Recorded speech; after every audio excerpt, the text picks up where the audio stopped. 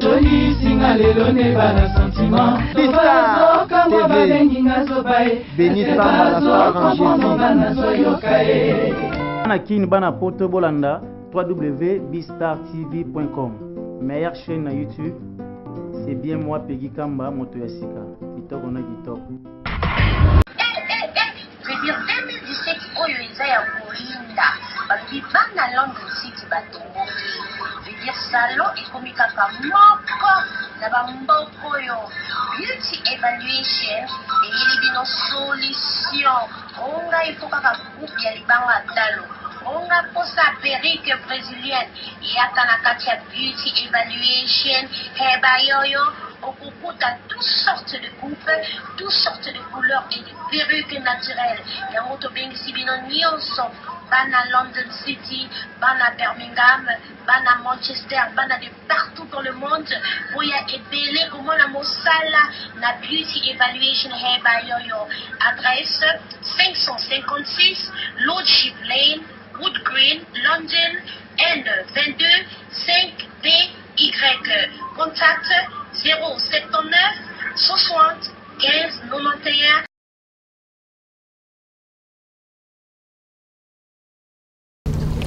Voilà, au cœur de l'actualité, mesdames et demoiselles et messieurs, vous êtes nombreux en train de nous suivre en direct de votre site Bistar. Donc j'ai toujours l'habitude de vous dire que tant que l'Arabi Soboye en direct na ba téléphone nabino, laptop, télévision nabino, il faut avoir l'habitude de s'abonner directement na site Oyo Bistar car pour nous toujours vraies informations par rapport à domaine et belé. Mais aujourd'hui on a choisi de faire une émission pas comme les autres et avec notre invité, une invitée surprise. Elle est déjà ici avec nous, mais je ne suis pas seul aujourd'hui, je suis accompagné avec la grande équipe de Bistar TV. Je suis avec à ma droite, je suis avec Joël Kombe. Joël, ça va? Ça va bien, salut. Voilà, à ma gauche, je suis avec la cadette de la presse, Rose. Donc, moi, je suis presse, ça va? Ça va bien, merci et vous? Ouais, ça va très bien. Voilà, vous avez déjà compris, so botali bona simana biso bomoni balé, bomoni plage, botali bomoni canot rapide des awana. Donc vous avez déjà compris forme nini auto ça la émission lelo. Yango pourquoi dans le bi c'est une émission pas comme les autres. Donc mais ça n'a pas ça la émission moro boy moi ba genre mais aujourd'hui on a faire quand même un effort yako changer yako dynamiser le système n'habitué à ça toujours émission. Mais chers amis téléspectateurs, aujourd'hui nous sommes avec Béni Samba, la star en Jésus. C'est elle qui est notre invitée du jour. On va essayer de parler avec elle à propos de plusieurs sujets. Alors, je vais expliquer biso par rapport à l'entreprise Bistar TV et je vais expliquer biso par rapport au fonctionnement de la presse. Il y a diaspora, il y a Congo na biso, restez toujours branchés na site nabino Bistar TV. Il faut avoir toujours l'habitude de s'abonner en direct sur votre site. Voilà, elle est ici avec nous. Elle s'appelle Béni Samba. Bonjour. Bonjour Francis Barcordon. Ça va? Oui, ça va très bien par la grâce de Dieu. Voilà, aujourd'hui équipe ya Bistar Télévision, tout s'appelle Toyambayo. To mega peu solo mama solo belé mais nazanga mogote nazana Joël na Rose et na habité Kombe Béni Samba yo. Bonjour Béni Samba la star en Jésus. Bonjour Joël Kombe la Kombelès. En tout cas c'est plus vous allez vraiment en face na lilo pour tout solo ma solo voilà. Merci, je suis là donc je suis dispo à vos questions. Rose. Bonjour Câble Mère. Bonjour Rosette Landou. Je s'appelle comment on a ma question, je m'ai préparé pour moi. En tout cas, je suis là, je suis prête, je vous attends. Donc voilà, moi j'aurais préféré que, comme c'est une émission autosalé, on a moins formellement boyé. Elle c'est la nouvelle. On a préféré y épée les lois en ambiance y a émission. Bah tu peux apporter mon Rose. Mwana Souka na biso. Béni Samba, on peut déjà commencer. Okiko relater moi bateau baza Rolanda na minute na ba télévision, na ba téléphone, na ba laptop na bango et Béni Samba oza nani s'est présenté par rapport il y a profil professionnel na yo pour aider bandeko baza Rolanda yo bayeba moi mingi par rapport na yo. En tout cas, merci Francis Iba. Premièrement, je remercie toute l'équipe de Bistar et vous, le journaliste, à la personne de Joël Kombe, Francis Iba et Rosette Landou, sans oublier nos techniciens donc, qui sont derrière nos caméras, donc à la personne de Opi et Shadrach Kaembe. En tout cas, moi c'est Béni Samba, comme vous les connaissez. Béni Samba congolaise, résidente à Londres en Angleterre, profession nanga ezali journaliste chroniqueuse, na évolué à Kana na kati à Londres place où na vandi, à part musala nanga wana nazape na musala nanga mususu professionnel ou na salaka donc wana na kulubangote donc na gardango nanga moko.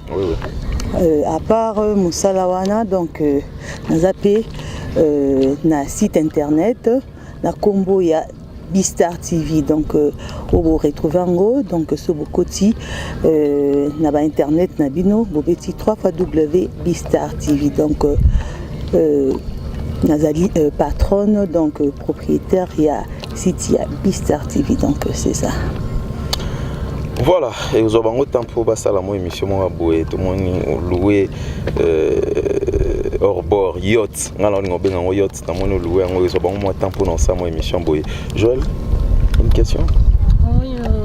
toujours quand on a cadre il y a présentation naïe, profil naïe par rapport à ce qu'il est. Moi je voulais est-ce que mais quand même qu'il y a fan naïe, fan abisso pour Rolanda biso parce qu'elle est la propriétaire sur un site nabiso Bistar TV. Et puis ça va un peu mon parcours naïe à Banda. C'est vrai qu'elle est journaliste aussi comme il a dit à Banda en haut et pour quand. Moussala Nangai ya média donc na bandi yango na année na 2009 juste tant qu'on a sisi petite nangai na poto donc na sisi université de par là na qui Kobanda Moussala qui journalisme na poto pour banda ngoka na poto ouais mais au travailler na ba organe ni ya presse na niveau ya poto ouais, si j'ai une bonne mémoire, dans la banda qui je travaillais, donc je peux dire que non. À l'époque, quand je commençais, si tes acquis vraiment impacté, donc je commençais avec un monsieur que je salue de loin, Jemte Aouka. Il est toujours à Londres. Il y a une initiative qui travaillé par rapport à Monaki aux acquis Kati Nanga parce que donc moi je dis la vérité que non Natanga Nanga mais Natangelande Moussala Olote quoi donc je n'ai pas fait le journalisme donc Natanga Nanga Moussala Nanga Ongana Salaka Lelo ils ont dehors il y a presse ou il y a média mais Nazalaka Babi Lelo Tozo Betagnon se donne un peu intéressé par rapport il y a cours na salaki nazaki intéressé à partager na communauté na biso sujet moko oyo na travailler qui pendant ba travaux na ngai il y a étude on a bandé ko sala donc c'est ngai qui non na luka presse to na luka journaliste moko pour na partager idée yango na kati ya communauté na ngai na qui pétant na les kaki na partager qui idée yango après émission na salaki donc propriétaire il y a place wana donc à ces là qui que non na zoraton na ngai na parlaka sur sujet wana tellement zaki sujet makambo ya bana ya social donc nazaki vraiment un peu na moi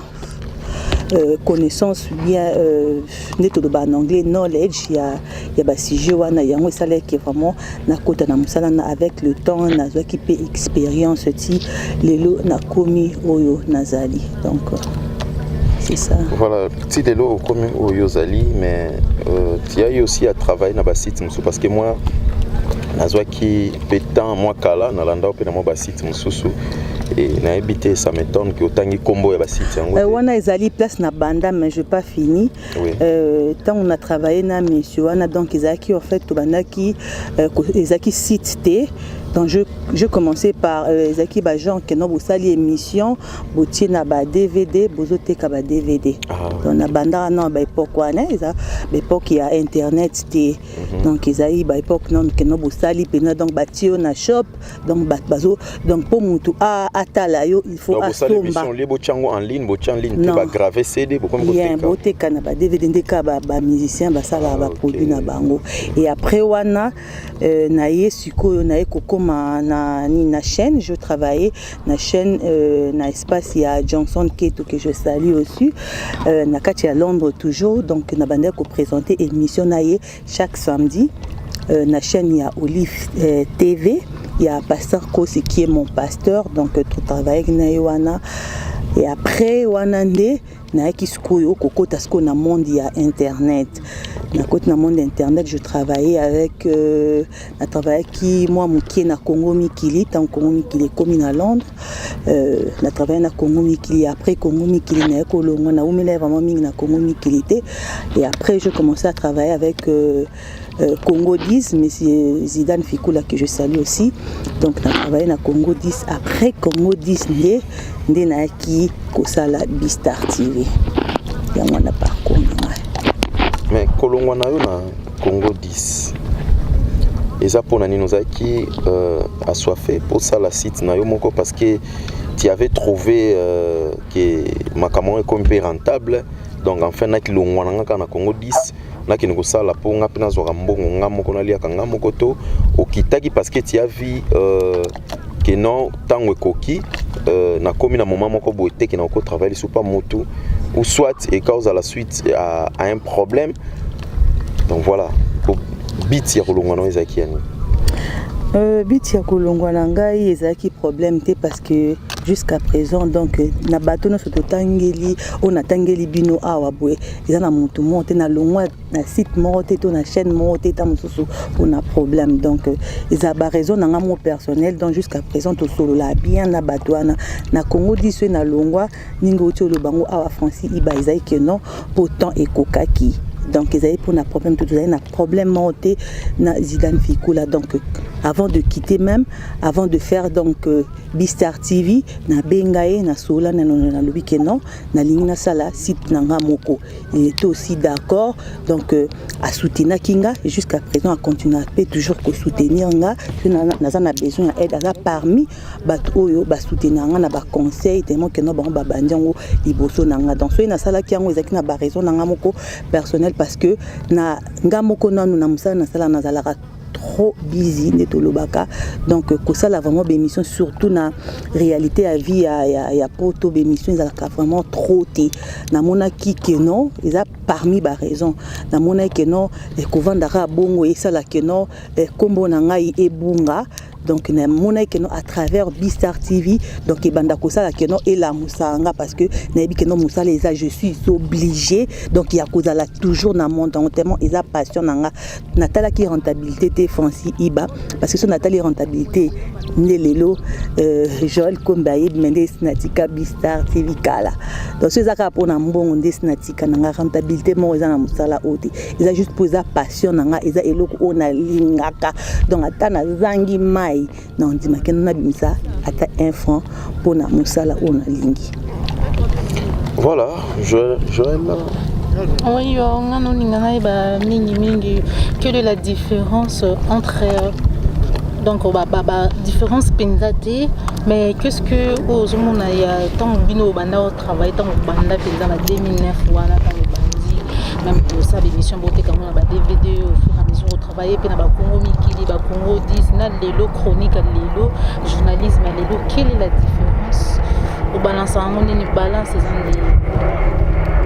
Différence, premièrement, na surtout na biso, présentateur ou présentatrice, et surtout na respect.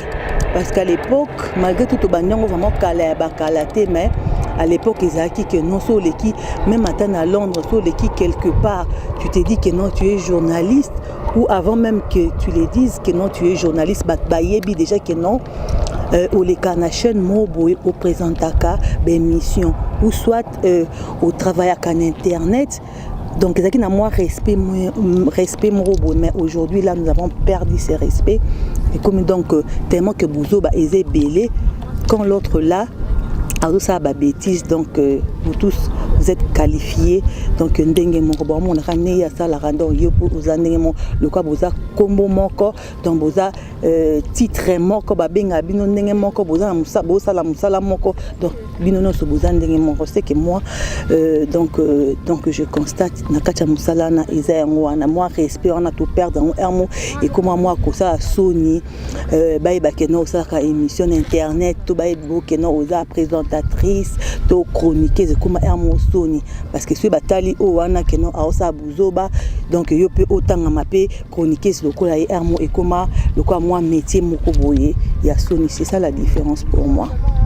Je préfère que Gordon a avancé dans la question oui, là, par rapport à makambo lobi ya Sony soit ya nini na yo moko tino tala masolo ngone tezokende nini okiko zala na base à la base que lelo yo qui journalisme surtout internet et comme net musala moko boya ba anti-valeur et comme net musala moko boya Sony pona yo ba cause okiko zala nini cause et cause la kenon surtout net tout monde kenon net bande qu'on a biso à basi à vendre boy kenon à sa l'émission à zolo ba kenon até à présenter mobile nga indeza bo mikolo na komina mobile tel boy allez après quelques mois après bon mon kenon a komina mobile tel boy tant bat ba otala bon ba mon a fait kenon dans ce qui yo pe vina yo pe izala bon ils a ba bêtise mususu bazo fingana en public o kenon tam mususu yo na éducation o yo au coquille jamais au salango même à balobi que non ba oluka succès ou soit ils nango buzz ne ba benga ngo mais donc au tala que non ils a parmi babiloko oyo que non et ça que non ekoti sa Sony babuzo ba mobo o que non bande kona biso ba memi na kati ya internet to ba memi na kati ya média donc yango ils ça la vraiment Sony aujourd'hui que au meka au sala tamolo ko na témoin j'ai donc nous ça yebi les en église na kenda na bilo amikusi na kiva mona na Egypte nanga eza donc na ebiteza donc nazo scandaliser nanga batuti même mon pasteur mona na jipa mukusi na osala ngo ya obata mati mais o ezala keno na bino kuna na poto bon je sais pas pena kimpe bat balata na mon pe ba jipa mikusi mais donc mikusi pardon awate mais awana genou dans la église mais où il y a otika natika donc la partie intime non je l'ai jamais fait même sur Facebook non na kanga ba gens ba photo nanga mais ba tumso so benga ngo buzz ça fait partie ya ko attirer voilà ko attirer tout donc ça crée la visibilité Francis auto le bango tout à l'heure que non tu m'as connu o ebanga na kati ya Bistar te o ebanga avant Bistar o ebanga émission nini nga beni na sala to batoka moi muki o ba ebinga po biso to lukana biso visibilité mingi te ka moi 100 personnes o ba ebinga na tika ko sala ta émission monte ke o musicien mo ba pesa nga bise auto natika ba partie intime na nga libana mais na yebani na ba o ba ebinga te moi muki wana donc yango isala ka ke non nazala moi respect na ngana na continuer ko garder donc ata nazana nga respecter et pas 1000 personnes te mais ata ne fils kata moi 100 wana o ba respecter nga ça me suffit mais ba o ba sala bongo pona yo o juger ba ondeni Francis wana donc de responsabilité na bango parce que biso nyonso to ça ba responsable ya makambo to sala moi muki azati mutu abandi so média na 15 ans azati malgré tout ça ba cadette na biso mais donc cadette azana na plus de 18 ans donc tout ça ba mineur na presse bazati donc jamais to ko betela bango to simbela bango fimbo la tabo était ça la non ba bande ko na biso mingi pe to zala pe na bango mais donc ngana ko zala responsable ya vie à mutu te to na bana considérer mutu boté ça la babi l'avenir nous donnera raison totika babi que notre tika mbuma mabe na mbuma malamu école ensemble toyeba na suka nango so ezandeni résultat ezalendeni o amondi que non asa buzo ba topesa bango ata ba 5 ans oyo total beni oboyebaki na ozana na visibilité mingi te mais na ozaka o nazalelo Francis Iba na ozaka bongo donc ata na oyeba na batebele te ata na o ningisa na mokite oke na Maroc toni beni boy bayebi na bango yete mais à ceux qui me connaissent bayebi toujours que non respect au ba pesanga. Non, c'est tout. Supposons que Yondo Zaki à la tête, peut-être il y a ministère, il y a communication. On a que ça la nini solution où on a trouvé pour na ba o ba sala makambo wana que soit na lem sous na ba vidéo ko finga ko lakisa libele ko lakisa ba partie intime na ye. Ceux qui osent à la tête il y a ministère, c'est aller faire quoi? Voilà ma question. Cause à la tête, il y a un ministère Francis Iba. Donc, on a vraiment pour nous au niveau assez, surtout dans le monde internet. On a tout vaincre na niveau ya Congo. Mais tout le parce qu'au niveau internet, parce que niveau internet, c'est un niveau Congo. Pour ceux qui censurent et banda non à niveau nanu il y a internet parce que ceux qui na Congo vont censurer donc internet ils sont partout donc la France ba otala ba buso ba oezo salima na Congo et les kana Congo mais ba ta France ba otala ngo ba ta Belgique ba otala ngo. Mais YouTube a un problème parce que YouTube a même ba film à porno. C'est ça problème ce qu'on dit donc il pas marché central. Donc ils ont des YouTube, internet, donc censure faut banana na YouTube, pour se banni na YouTube, donc ata na Canada, ata les États-Unis, ata wapi en Australie, donc ils ont la censuré, sur ça les locaux comme obi que non et matana ngoti, YouTube a matisa ngoti, mais surtout bandi kana niveau Congo to komi ceux qui au ministre, ceux qui a nini bo et simbatin Francis, et simbatin. Aujourd'hui tu regrettes quoi na presse par rapport à makambo, ba regret no ezaka nini na msala o. Regret nangai ezala keno ndeka na banolo ba keno musala oiza suna respecter musala oiza suna valeur te parce que à l'époque to baner comment nango keno okoza la na marché moko boye bien sûr pour na bateau déjà keno au respect eza nango donc continuer toujours causant mais pour les autres donc ce bayebeli déjà na position moko boye keno oza na makambu ya nini o boye Yabuzoba, est-ce que tu crois que non dans son bongo babanda copé ça 10 ans passés les au bazana média bakozwango souté parce que valeur ezali sous-souté valeur eza souté ba mona bino musana bino comment on le quoi mutino so asimba na téléphone atiaka na émission na YouTube est-ce que mbongo wana pena o batba na kozwa penda à l'époque est-ce que yangwana susu olelo média bazozwa toko sala émission ata 100 mais mbongo tozwa ta musuna bato o banosa na monka à l'époque asanika na moi moko asanika émission moko bango donc à l'époque ezaki donc on s'est retrouvé plus par rapport à lelo le tout monde a kenon ce totali ba Francis Iba totali ba Joël Kombe totali ba Mrazine voulu cap donc maintenant so azo bosser dur mais mbongo o ezozwa malelo donc yangwana regret mbongo ezozwa malelo yango te bande ko zwa maliposo donc c'est ça parce que nous toko sala kenon to sali makama malam mais suka nango donc il faut se retrouver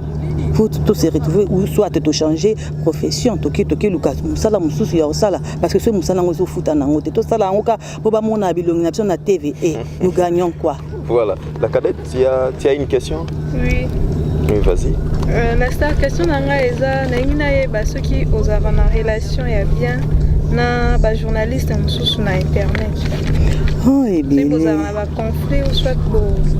nga vraiment na habité naza muntu tant que na vivre na sa moi o na kozanga ba conflit parce que conflit ya lelo comment na ya ofele donc on va na rabo na kwa mo donc mo ba ina na ela star donc na robo ya mute na ko pe ko stopper ngote Jésus kutu mo nzambe ba ina sans cause donc ba benga yo donc oza soki fantôme oza nani ba komuno so ngai penza donc na kozanga ba ennemi te na kozanga pe ba adversaire te mais ba relation na ngai donc na ba consort na nga na ba confort na nga donc eza bien donc voir même que non na uti ko ebisa bino que non ba place nyonso oyo na travailler si lelo na solo la na bango na banana j'aime te auka lelo naza bien naé donc ce naza na besoin ya conseil na benga kaye donc na tout na kaye donc na travailler na Johnson Keto ce qui lelo naza na problème na benga ke na travailler na Zidane Fikula ti lelo na solo la na Zidane Fikula donc naza vraiment donc na relation moko ya bien même atana ba obazaki ba boss na ngati lelo naza la bien na bango donc na kati ya média internet donc naza pe na bato na solo la bien na bango donc na problème vraiment na bato te bato ne ba koza na problème na ngamen. Voilà, parlons des conflits ndongo la cadette a touché si jewana mais est-ce que ndongo yena kin awa tout ça na phénomène moko oyo tout ça comme je sais que c'est pas bien mais les autres salima quand même to côté il y a au côté pour y bien il y a des équipes tout ça na ba bande konoya ba Kardashian tout ça une équipe nationale mais parce que pour être franc parfois peut monio na serna yo fifisiwa parfois peut monio na Karine Mokonzi parfois peut monio na nini. Premièrement avant na yana deuxième question na yo moko tango fandi oyo okuti bango ndingo okuti oyo ba mi bengi ba Kardashian o ba mi bengi équipe nationale souci na yo ezani na kati ya mutema par rapport ya ndingo okuti bande kona oboko. Un souci nanga naza vraiment na souci makasi parce que bango ba yebi edo ba osala place makam na bango e banda kina côté zokende bango ba yebi na souci te mais c'est que moi je sais que naza nanga bien na bango nyonso naza bien na équipe nationale naza pe bien na ba Kardashian ata nyonso te parce que mususu pe tamsu na yebi bango te eza pe na nini na équipe nationale nyonso pe na yebi bango te mais je quand même bato oyo na solo la na bango na nini o na Kardashian na pe na bato na solo na bango na nini o na équipe nationale donc oyebi na solo la bien na Karine Mokonzi na solo la pe donc na yeba bango avant basa la Kardashian na yebi bango avant basa la équipe nationale sko ngama na bango na côté nango poani na so na bango masolo na biso donc ça pe na bato musu pe ke non o basolisa Karine te mais nga na solo la na bango ils na bato musu o basola na fifisi wate nga sola na bango etalinga te bango place babanda ki bayebi place ba osukisa na yebi makam na bango te ça m'intéresse pas mais yo tant qu'il ndeko na bango kiko pesa bango conseil naza na pona conseiller bango te na vraiment mal placé pona conseiller bango ba mikolo bango mo bayebi so ba osa tam so yo monyo mabe me bango ba mo na malamu so nga siko nga pe na yebi te so o ba osa la so eza malamu to eza mabe bango ba continuer na ko sala ngona po naza vraiment franchement na conseil opé ça bango te do naza bien na bango na continuer pe ko sala bien na bango mais na musa ba conflit wa eza business na bango lelo obo eza lokwa ke non na ndeko aoteka drogue soka moni ke non na drogue na wana azoteka wana aozwa mwa lipa na aozwa nazo ko encourager ngo te mais ye mo aza conscient soki eza ke non ata za ndeko nanga bakangi papa to za na prison ngana e to kabola prison eza na nga passeport za ndeko nanga to za mutu na ngai mais to kabola na prison te a aussi bien o asali eza bon le choix est clair so ya moni ngo eza malamu yo siko conseil nini opesa e Beni Samba lelo na musala oyo et pas biso ba basi et comment trop c'est connu de tout le monde et c'est courant et comment qui pour une opportunité quand des alara lelo et comment ba relation intime donc lelo pour que Francis déjà attend son relation na ba musicien trop pour que na so facilité on a tourner na ba musicien oyo Francis il baza bango na ba relation soit na ba politicien au Francis il baza bango na relation mais solo bolingi koma soit mingi ba leader on a ka abimagana leader kingani pour qu'il facilite ma solo est-ce que déjà na profession na yo en tant que journaliste chroniqueuse c'est ce comme là yo malheureusement Joël comme de la Combelès non comme l'angatena moi si na cause de dérangement oui mais malheureusement donc na mona vraiment ça sert pas parce que ceux qui n'ont lobby que non kolinga moi musicien pour aux moi ouverture donc on a préféré donc ces musiciens à boina et donc on a préféré na tika ceux baza 10 de ya boy 9 bazalit donc le kara 9 wana dans ce pays là pays politicien donc malheureusement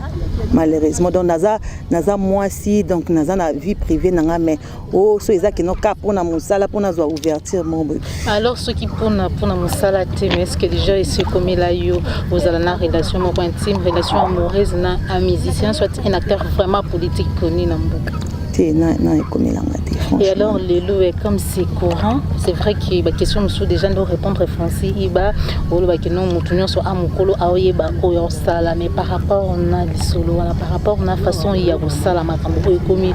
mon courante de l'eau pour la biso ba communiquer au tout lundi pas seulement ba lekima parce qu'ils ont misusu déjà banda musala simana o mais ba mikolo na yo un conseil ni nyoko ça na bande kona ba si ba leki to ba yaya o ba sala conseil na coopé ça et surtout pour na ba guerre na bango donc ce qui est na pas moi temps ya ko jeter moi conseil tant to kutana na bango izanga na ngoti na ko lo bango boete mais au cas où ça la et que non conseil na coopé ça ceux qui tozo sala ceux qui bazo sala ngonde basala ngo bon ezala na oka que non soit disant des babingi lango ezala pona ba buzz wana tokoki peut-être ko comprendre que non ezala pona buzz mais so e communauté na ba niveau que non ya osala na mabe ya otila na ba poison ba mbasu kokota na donc na vie privée ya muninga ko bebisa tamususu relation ya muninga to ko beta ko bunda ka wana nde ko vraiment et comme too much n'est plus tout le bas en anglais donc comme musique donc c'est vraiment à craindre donc il faut vraiment qu'on arrêter il faut arrêter vous êtes mes sœurs je vous aime trop ata ba oyo na linga ba ngote to ata ba oyo ba ebinga te parce que on y a sauté ba ebinga mais comme une sœur na kolo ba kenon to e ba quand même deni ya okumbela makambango donc to kenon vraiment musique te parce que succès na on a tina te parce que bato basala succès ko le kabis o pe ba lia pena mbongo pena na media ngo pena donc a sala penda kenon a oza pena mbongo pena kenon e stomele ba voiture ba ndako ba nini donc famille pe donc échanger donc ba lia ngo ko le kabis do biso to e na biso media mo donc il y a retard bon to bo mana po ani bande ko nga donc pour na bino moi si ata osepela na conseil nanga te pona nanga wana te pona conseil mais donc zwanga ata lokwa moleki nzela donc a conseil donc to ça na biso bo ça na bino ba buzz na bino mais koko mapena ba niveau pena ya ça na mabe donc ils a vraiment bien te to ça na pona nika pona succès to pona buzz donc il manango nulle part le loko osepela nango mais le bio vanda pe na sala mu tutel mabe na bebi sa vie à mu tutel donc tu gagnes absolument rien. C'est ça. Voilà, Béni Samba la star Jésus. Vous êtes à l'aise? Très à l'aise. Tarana Ali Boussoua, il y a Joël, il y a Francis, il y a Rosette, donc à l'aise, Madame Kilibanda. Voilà, vous avez suivi là, c'était Béni Samba. Psycho, pour nous raconter notre dernier sujet, parce qu'on doit chuter. On doit parler à l'entreprise Nayo, où ils allaient Bistar TV. Et non, c'est pas la cadette. Abandonne la question liboso pour Isalabi.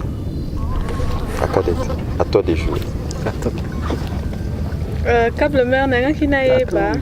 1 2 3. Nanga kinaeba critères exigés pour na moto akota na Bistar. Oh là là. Je vous signale premièrement la présence de notre cadette de la presse papier Aïma B. Donc en bas c'est la question question bon oh là là critères bon critères binomo donc bon mon na Bistar TV to dinga vraiment sérieux là donc critères na biso donc travaux donc sérieux dans les appels mutumo que non à ça là déjà musalango parce que toujours et moi ba conseil belé que non média na bino bozo bato ba musala te bona boé donc quand je vois Francis Iba donc rien à dire je vois Joël Kombe donc rien à dire donc bato ba yebi place bango ba outil donc ba témoigner quoi ba témoigner. T'es top modèle. Donc je parle de la Kinshasa, un problème. Un problème. Donc, en Brésil, parce que dans la loi, dans la PC, Bambo Tébélé, ma fofolle, donc ma top modèle, Bambo Ténon Yangouana, Babi, donc Bistar Yangouana, Wana Kinshasa, donc Nangola Petozali, donc Moussalango Ezaka Bongo, donc critères, c'est bien. Mais tout le monde a que nous bateau soupe bazo ya pe moi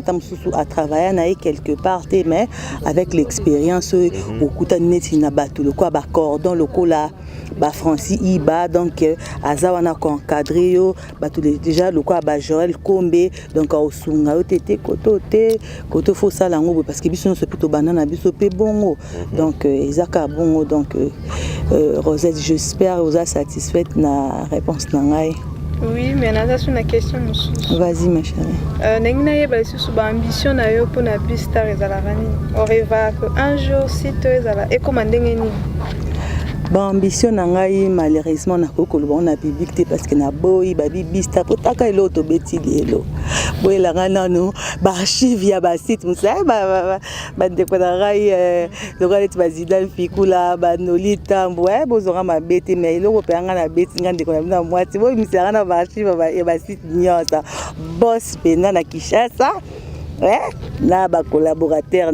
donc, ça m'a dit, puisque ce que non, lundi to mardi, oh boy, dans l'ambition, on a ezana ça et le mois, pour montrer que boy bango, pour kitaki no, qui billet paye, il y a août, oh, ce qu'il y a septembre, combien pour vous foutre, donc malheureusement, dans les habits de mois temps.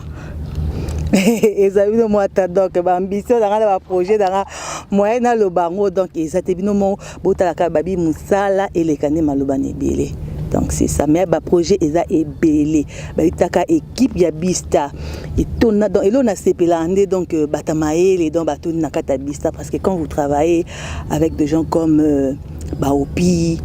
Shadrach, Francis Iba, Babi avec Francis Iba, la chronique est devenue intelligente. Donc, Talaka, Joël Kombe, Babi journal. Donc, Bataboye, vraiment, donc, projet Zanini. Donc, tu promets très bon cas, Yaminini, basé la rapport Bamona. Fin de Bistar, Bistar est fonctionnel. Oui, Bistar est fonctionnel. Premièrement, Ngamoko, les CEO de Bistar, Naza siégé na. Pour expliquer. Ils ont le cola.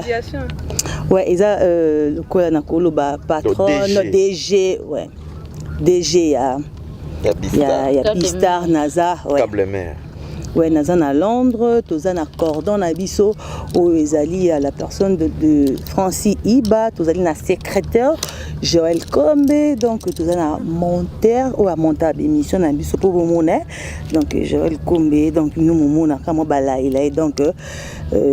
monteur isa Opi, caméraman isa Shadrach, donc bureau na biso yangoana, donc Bistar ezali toza na 3 branches, toza na Congo, Kinshasa, Angola, na Londres. Donc c'est ça. Ndé na lobby que non, ah toi na cordon, tant cordon à ça déjà donc ma camion so, ils a dirigé par cordon. Donc na Londres nga mona zali donc au four et au moulin. Na Luanda tous appel na ba caméraman, tous appel na Ambrazine Muvuluka donc waza journaliste, tous appel lisusu na policier militaire na biso donc 2 journalistes na biso ba travailler ka kuna donc Papi na Gauthier donc baza na Luanda donc Bistar ezoko la kaka donc prochainement donc tu as déjà donc la secrétaire CS azo de ba vision de ba mboka mususu même moi to révéler ngo la caméra exact donc to réaliser en katango comme na ba mboka wala to ça dit donc non Bistar est déjà dans mboka moboé songodo pakala c'est ça. Je crois que nous sommes pratiquement arrivés presque à la fin de cette émission mais ngai question ngana tout par rapport à Bistar télévision est-ce que tu trouves aujourd'hui que qui cause la profitable pour nous il y a qu'on recruter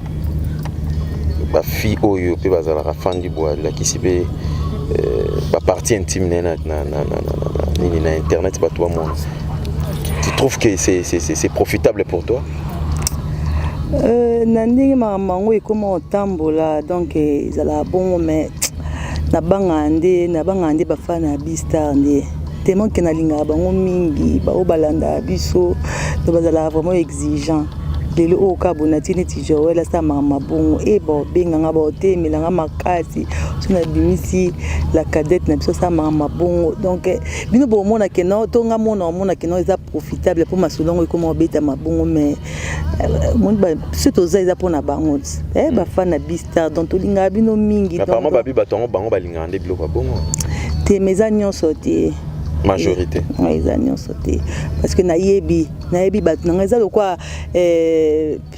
naïbité monsieur nakobenga ni doba musicien obi que non des aboundo nzembo oboé donc obeta ngobo donc obi déjà ba go ba fan nao donc so yo memela bango boy ata mokile mona ke non te okoti pena dans na masolo ango komo beta pena jepe aningi etambola mais au mona makino ba oya yo pena ba ye pena na ningi pena ya kuzu ate biso to linga ko boete au mota msusu mutumo beta msusu atira ne kutu la cadette de la presse atira ka ekate makome monde biso to sepela batu ko ba cadette de la presse moni Francis iba ninga bete la masolo na biso to linga hande bongo moni to mona Francis iba na buzo bate moni Joël linga zalaka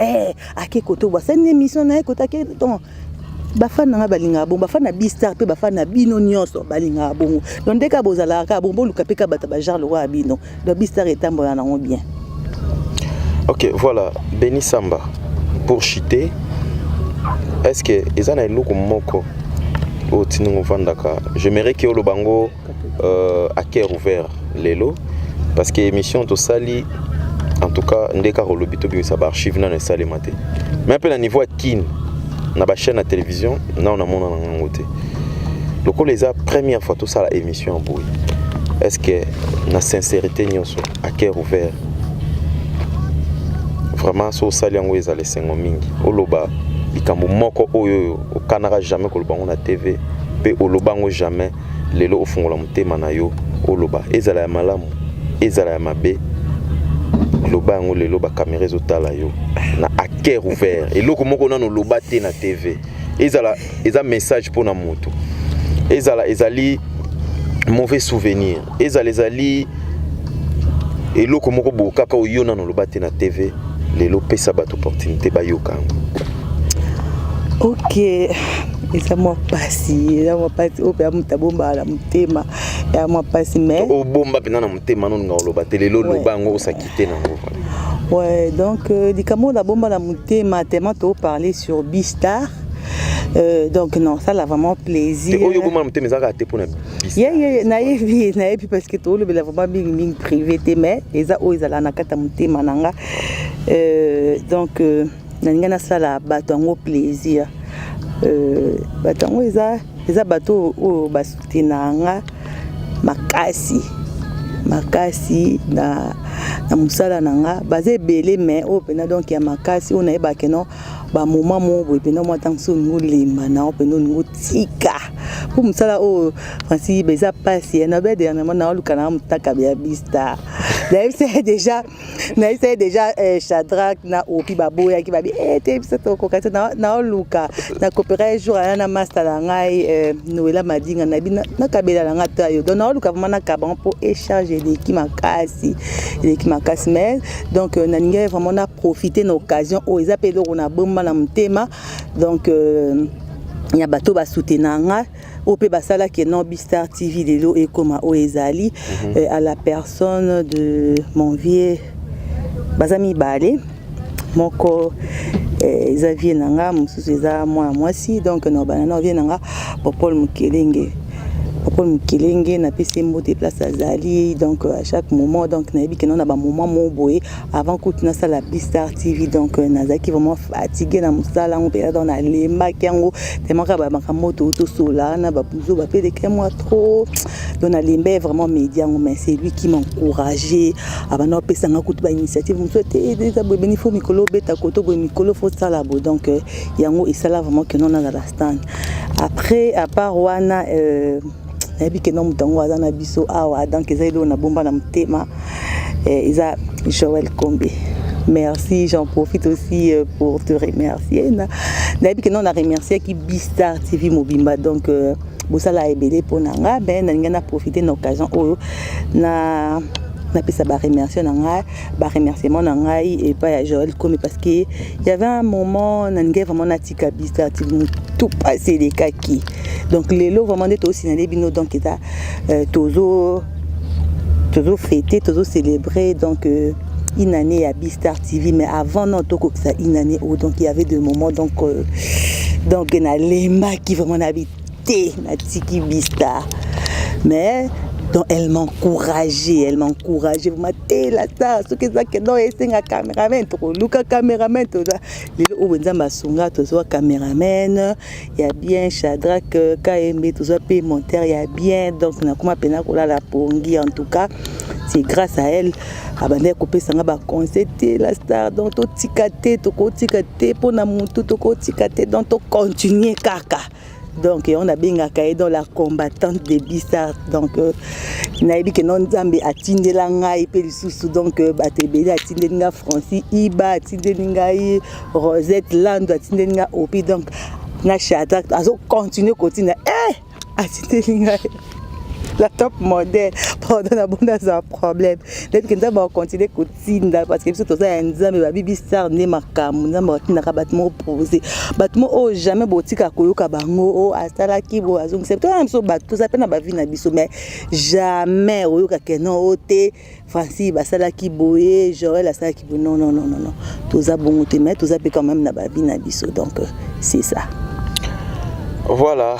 des bonnes choses, ne dire jamais, chers amis téléspectateurs. Nous sommes pratiquement arrivés à la fin de cette émission. On a remercié Batonangaï. Je ne vais pas remercier la cadette Diop de Josué. Je peux aussi te remercier. Voilà, comprenez que c'est une nouvelle. Il y a tout niso yépe de azu bateau. Pour bateau pour ton avis, benga pour s'adhérer. Comme un partenaire, il y a cadette de la presse. Donc voilà, je profite pour saluer mon frère Hervé Samba. Voilà, mon frère Rifin Kota qui me suit en direct de Paris et j'en profite aussi pour saluer Massanangayo Nani Hervé Samba. Hervé Samba, nabandaki pa naye nabandaki pa Hervé Samba Pamphili Yalala, hein? Amara Samba, l'homme de Toulouse. Je n'ai pas comme moi kala, naebi kena ba nyone belé mais na futara malembe et le DG Joseph Mabotine Siala qui me suit en direct des States. Et je salue aussi ton père poto ba belé. Je salue ba belé Naomi Poutou, Grâce qui tantou azola nangai et voilà, moi je m'arrête là-bas tant peu. Bah belé mais donc voilà. Solo là yo. Solo non t'es solo. Vraiment. Malolo, Loris la congolaise, Malolo, Master Ngai Nolin Tambu, tozaki na ye na mamba David Tsala, hein. Na Selemba okuna. Nolin Tambu yao yangwana et donc voilà. Moi je dis un grand merci dans bateau Kabalinga Bistar TV Bobalinga vraiment Francis Iba l'autre fois dans le bas on a bien un site comme moi connaît par ailleurs Bistar TV au monde Francis Iba à saluer mon mission un grand merci à Joël Kombe à Brésil la top modèle on a bien gagné mon cordon Francis Iba expression donc ba fan na biso bato bolinga biso pour continuer car bolinga biso et puis soutenir biso je dis un grand merci à mon passif Neymar pe on boit Neymar pe babi Neymar à moi soit Neymar Rosette Congo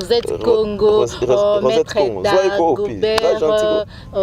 vienangai chinois Congo kilo ya matete babi ba bon séjour na kati République démocratique du Congo tontinanga Beticia la motema dadi Lumungu Popol Mukele Maître Dagobert na boit déjà donc jamais rata na moni soleil dans la papa ils te disent il y a match tonti Beticia lobby déjà, monsieur Félix Mbatika à Londres, mon vieux Jussofigo de longues jambes ou armes, mon tonton, la monipé tantinanga, oh tantine, comment tantine zonga trop na muna tantinanga betizia la abi tantinanga ne makam makambo namoni pe Alain Biayi les pacifiques motema na ye Ritz Biayi abi mwana ya matongi na kanda wana donc abi bon retour déjà na kata Paris bisika na la boze belé babi boze belé quand des Francis ibaloba qui est batongo ba tellement belé mais solo ndenge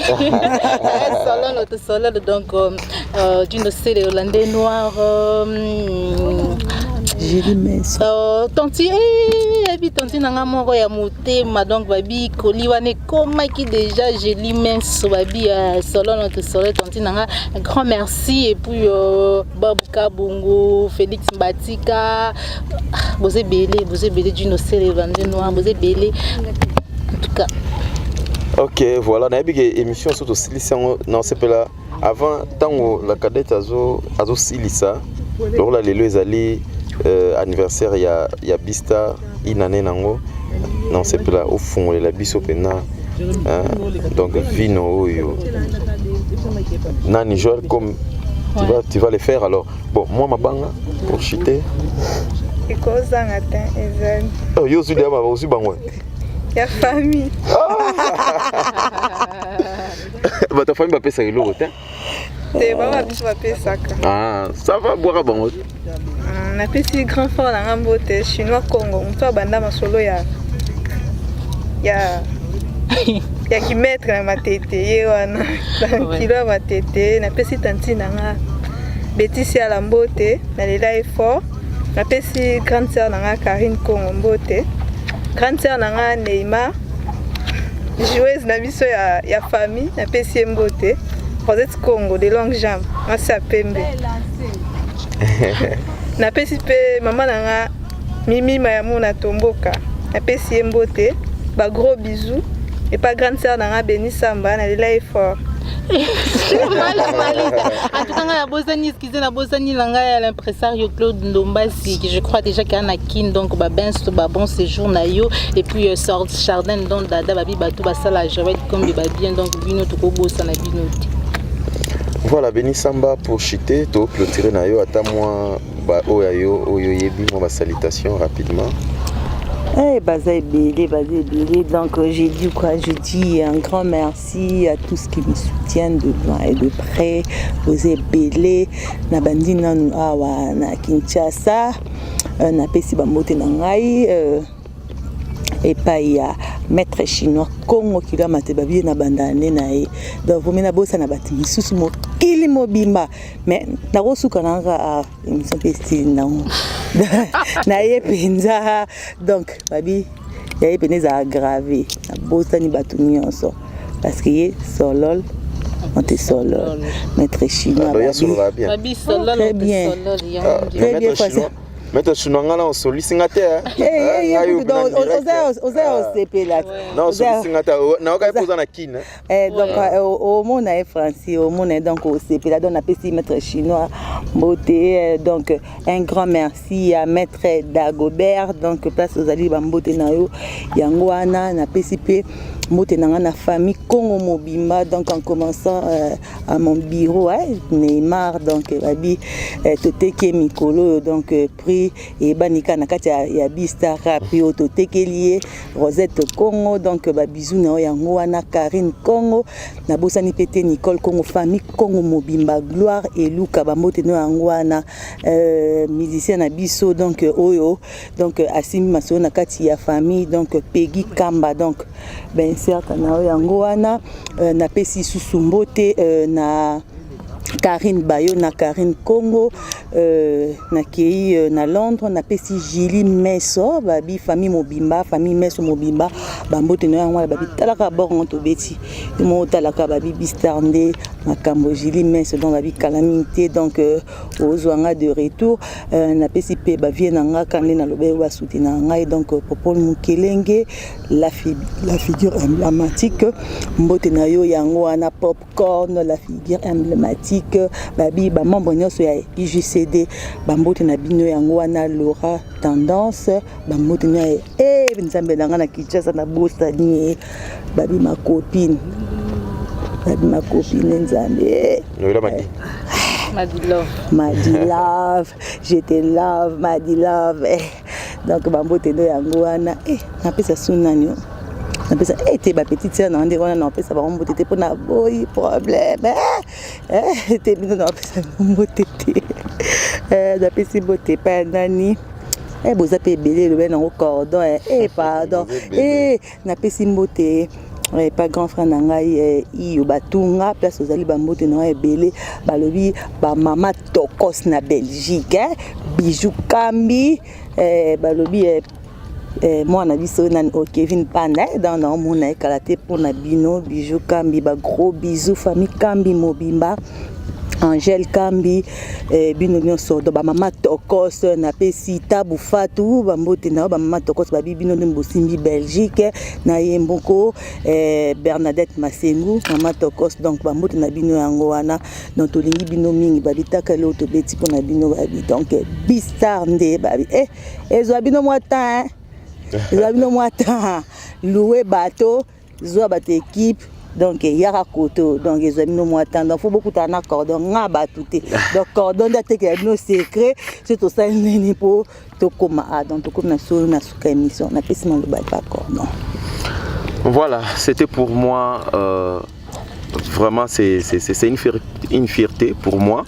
de faire une émission naba critères oyoyo naba normes oyo naba mboka oyo, c'était pour moi une fierté au sein de l'émission Boye. En tout cas bana poto partout dans le monde entier nenge bo tukolanda émission oyo, en tout cas dans un cirque et ça bino plaisir ya kolanda émission Boye. On a innové mais to lingite ke biso kande to kanga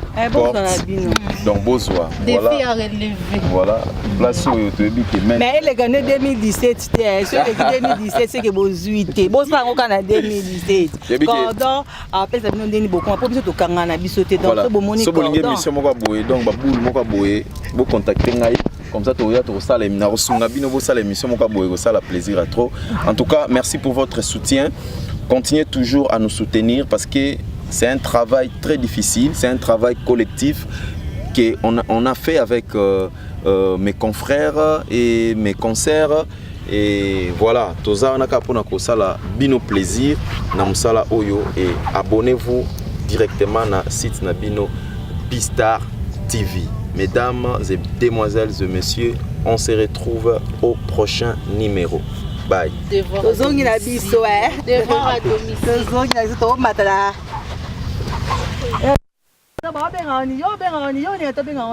Nini yacht. Yacht, tozongi na yacht. Devoir à domicile.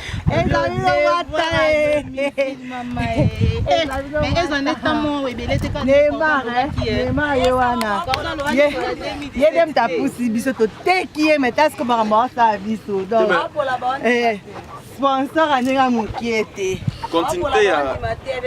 à l'émission. Continuez à l'émission. Il faut que le bouton balu capé na ilo wana to balu ki boa to kebo. Donc on vous donne cette chance là de découvrir ma partie parce que belé ba ebi atangote.